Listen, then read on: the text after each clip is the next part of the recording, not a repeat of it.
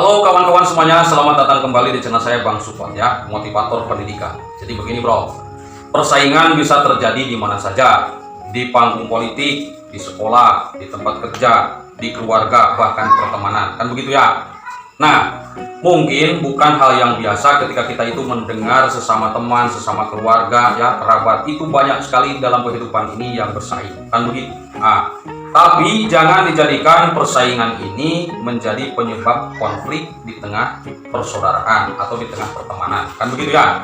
Nah, jauhkan pikiranmu tentang persaingan yang dekat dengan konteksnya itu dengan permusuhan ya dan konflik yang sangat berbahaya. Itu sangat negatif sekali. Oke? Baiklah, terima kasih yang sudah like, komentar, dan subscribe di channel saya.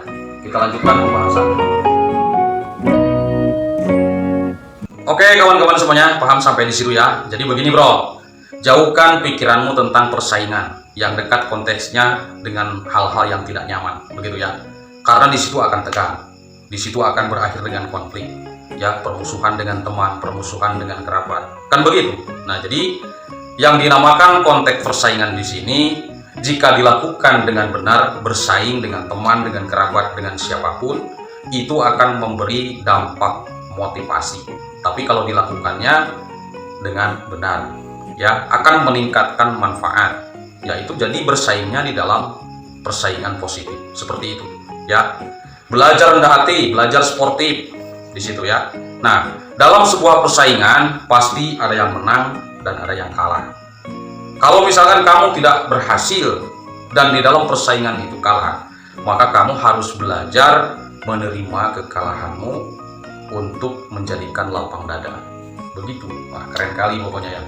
Jadi di dalam dunia persaingan itu tidak boleh menjadikan konflik yang negatif.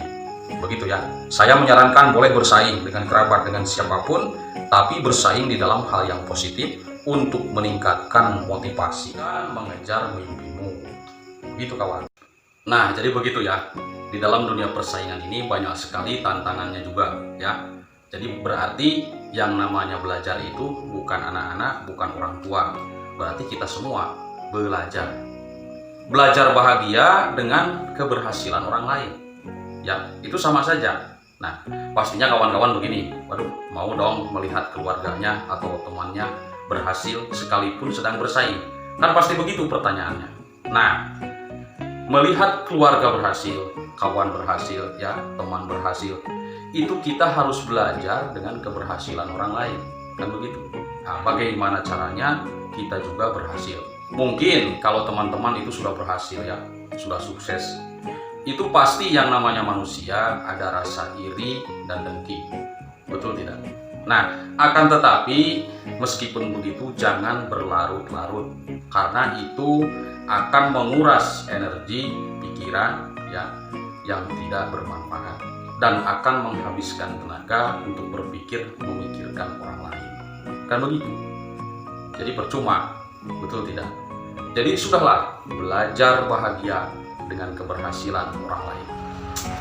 Keren pokoknya ya. Oke, baiklah. Oke bro, dicukupkan sekian dulu pembahasan dari saya ya, motivator pendidikan. Oke, channel Bang Support. Nah, pertama dapat kita simpulkan satu, yaitu harus sportif dan belajar rendah hati ya. Yang kedua yaitu belajar menjaga hubungan baik ya, terus belajar menjaga hubungan baik dengan teman, begitu.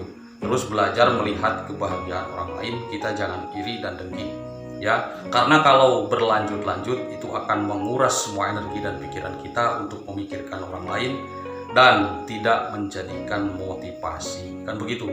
Baiklah, subscribe channel saya ya, like, komentar, nanti akan saya jawab ya sesuai dengan pertanyaannya. Baiklah, salam sukses dari saya dan tetap fokus.